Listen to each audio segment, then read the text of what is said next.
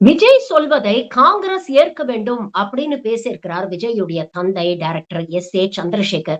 விஜயின் வெற்றி வாய்ப்பு பிரகாசமாக இருக்கிறது. ஆட்சியில் பங்கு என்று விஜய் சொல்கிறார். அதை காங்கிரஸ் ஏற்றுக்கொள்ள வேண்டும். ஏதோ ஒரு கட்சிக்கு ஆதரவு கொடுத்து கொடுத்து காங்கிரஸ் தேய்ந்து போகிறது. ஆட்சி அதிகாரத்துக்கு வந்தால் பழைய நிலைமைக்கு காங்கிரஸ் வரும்.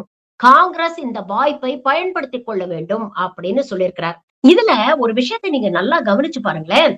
தாவேகா தரப்புல இருந்து நேரடியாகவோ மறைமுகமாகவோ ஏன் மற்ற கட்சிகள்ல கூட்டணிக்கு வாங்க அப்படின்னு கெஞ்சல?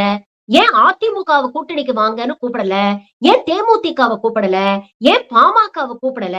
ஏன் திமுக கூட்டணியில் இருக்கக்கூடிய விசிக, காங்கிரஸ் போன்ற கட்சிகளுக்கு மட்டுமே இப்படி நேரடியாகவும் மறைமுகமாகவும் வலை விரிக்கிறாங்க?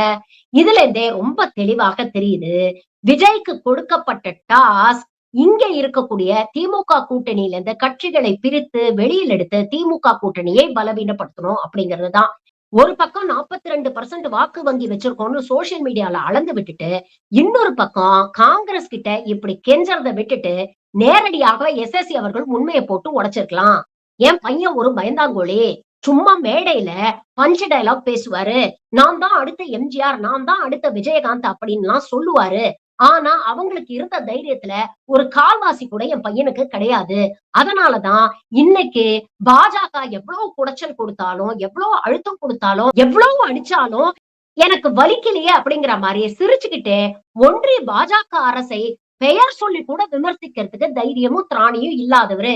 இப்படிப்பட்டவரை எப்படியாவது காப்பாத்தி கரை சேர்க்கணும்னா அதற்கு ஏதாவது ஒரு கூட்டணி தேவைப்பா. அதனால கெஞ்சி கேட்டுக்கிறோம். யாராவது வந்து எங்களோட கூட்டணி வச்சுக்கோங்கப்பா அப்படின்னு வெளிப்படையாவே கேட்டிருந்திருக்கலாம். ஏன்னா தமிழ்நாட்டு மக்கள் அவ்வளவு முட்டாள் கிடையாதுங்க.